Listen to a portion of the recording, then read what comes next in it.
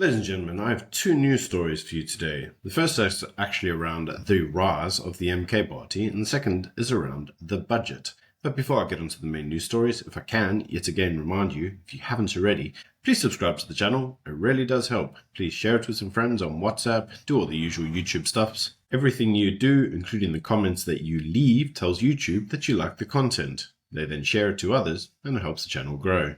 Alternatively, if you'd really like to support the work I do here, you're welcome to buy me a coffee. The link is in the description box below. So before we get into the news stories, I apologize for 2 days no videos. But those of you who want to know why I wasn't making videos for 2 days, I did write a Substack, rather soppy Substack. You're welcome to read it. The link is in the description box below, as per usual.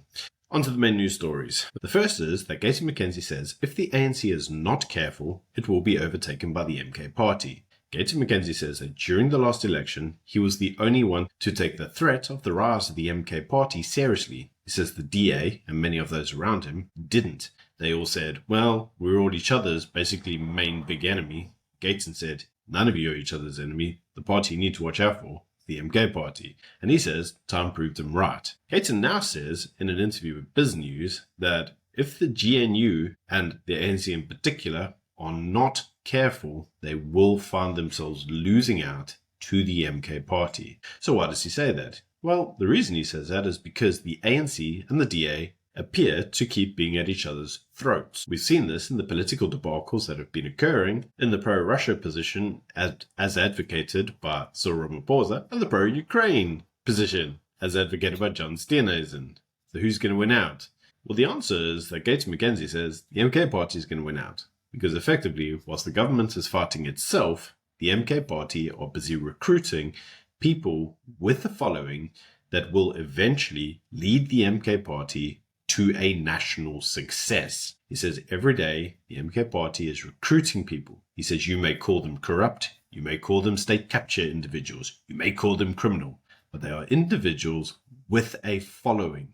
And it's that following that ultimately will lead to the rise of the MK party, according to Gateson. This entire news article is rather telling because Jacob Zuma is now set to appeal his expulsion from the ANC. Jacob Zuma is set to go through and explain why he shouldn't be expelled. For those of you who recall, he was expelled under Rule 25 of the ANC's constitution, which basically means he campaigned for a party that wasn't the ANC, specifically the MK party. Now, interestingly enough, Fikile Mbalula had previously said that Jacob Zuma was an expelled member of the party, but last week mentioned that he was nothing more than a suspended member of the party. So which is it? According to the MK party, Jacob Zuma is the only one that's allowed to be, by their constitutions, a member of two parties.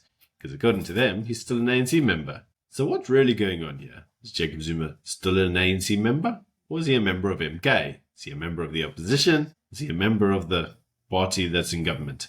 I don't really know. It just seems like stupid politicking. And talking of stupid politicking, the Government of National Unity has now set up a clearinghouse which will debate the whole Bella Bill, the Basic Education Laws Amendment Act.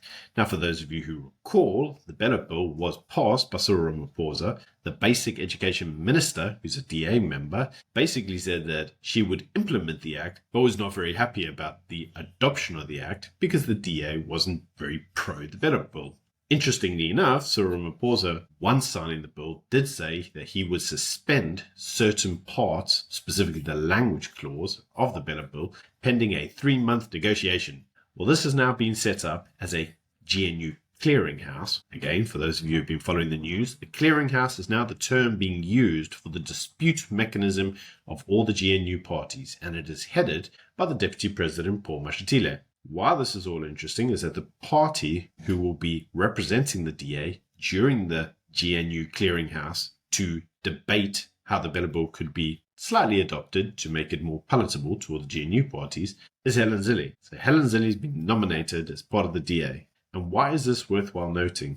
Well, because Helen is also known as the strong woman of the DA. She's very, very opinionated, and she doesn't generally tend to negotiate. Some parties may consider this a good thing.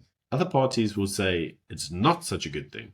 Let us not forget that it was ultimately Helen that didn't want the PA included in Johannesburg, which ultimately led to the government there, or the DA government, collapsing, which then led to the whole debacle with El Jamal's mayor and all the other various mayors that were put in place while there was a minority government. Many individuals noticed that this was only possible due to the strong-willed position of Helen Zille. So will this occur again when it gets through to the Better Bill? Because we've already seen very strong opinions being expressed by the DA around the diplomatic positions of Russia. So is Helen's inclusion into the whole Bella negotiations a good thing or not? Will it actually lead to more friction in the GNU, or will it lead to some form of harmony? Personally, I've seen how Helen Zille at certain points has talked down to Fikile Mbalula and continues to criticize the ANC as if it is still the official opposition. And many individuals, including Panyaza Lesufi in Gauteng,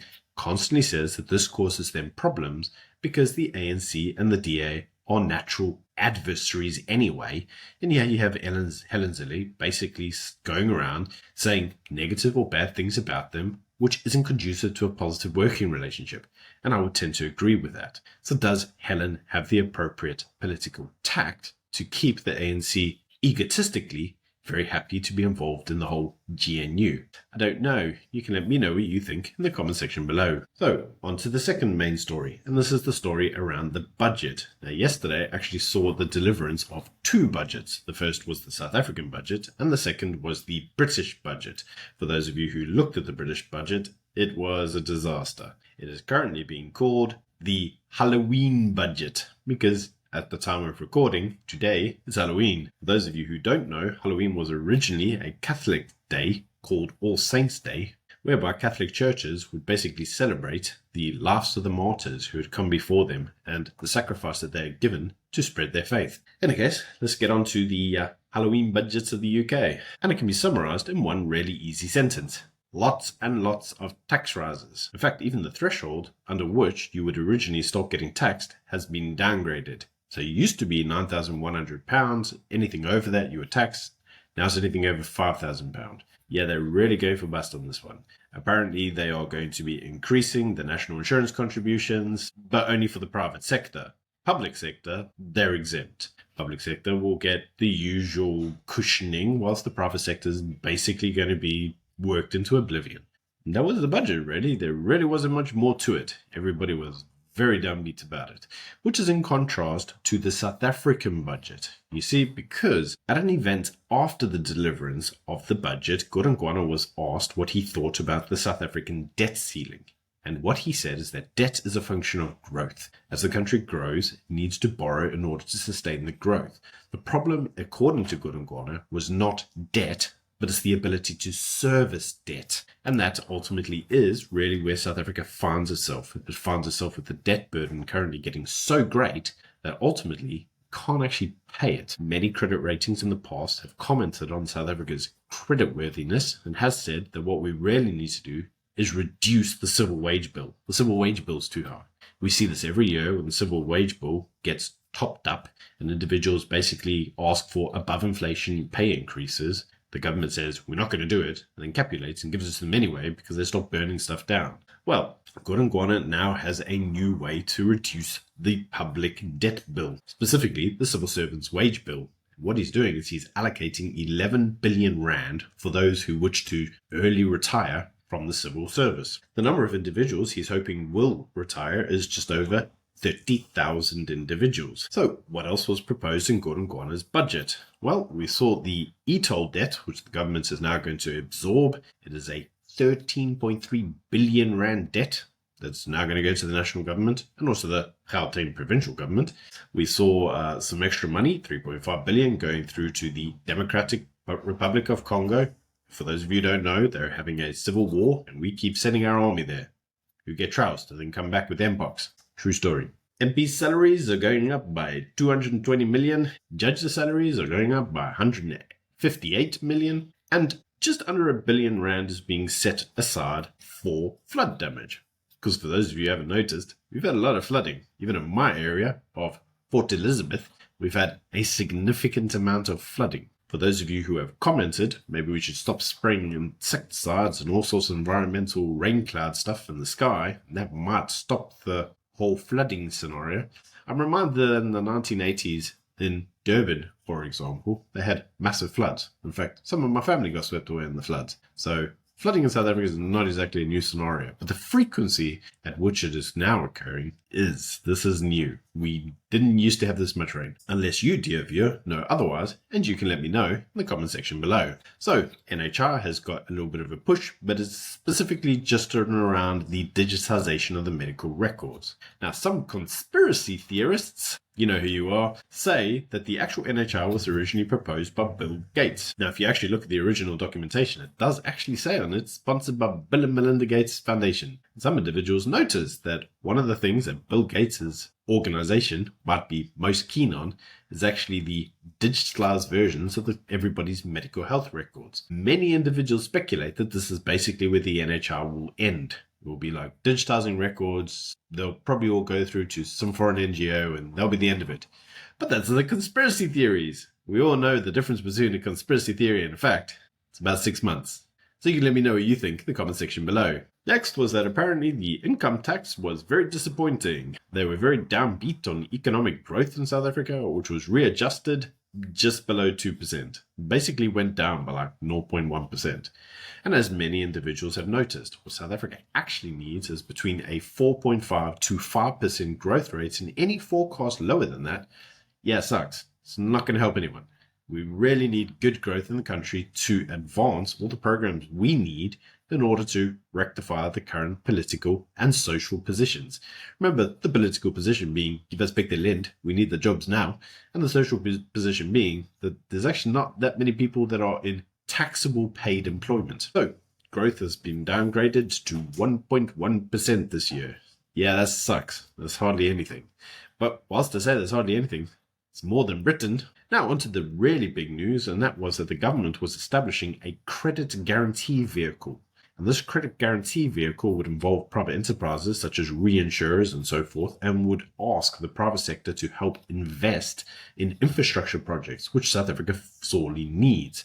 Those infrastructure projects, namely being around energy, water, and transport. So it would be things like Transnet. Interestingly enough, the government obviously understands that private parties may really be a little bit wary of government involvement with their cash for logical reasons, and that's why they want to basically guarantee the cash. Now, what does the actual private sector supposedly get for investing in infrastructure? Well, one, the first thing that they will get is improved infrastructure, which they really need for economic growth. The second thing that they will effectively get is guaranteed returns based on whatever those infrastructure projects are able to generate.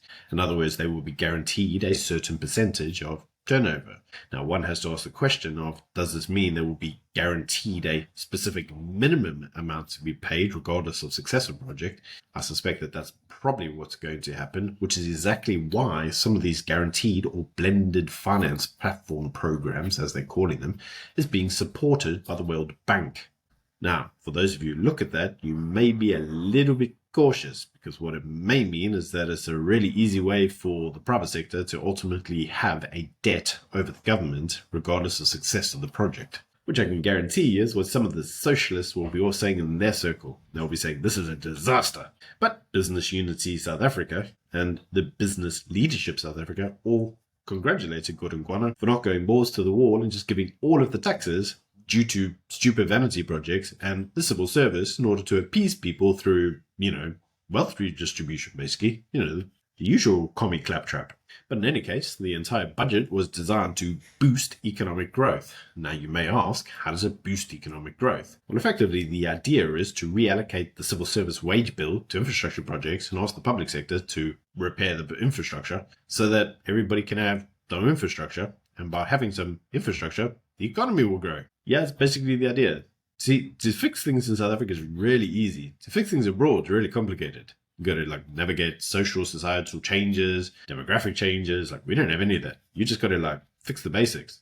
And voila, South Africa is great again. In any case, that's just my views. You can let me know what you think in the comment section below. Until Monday, bye.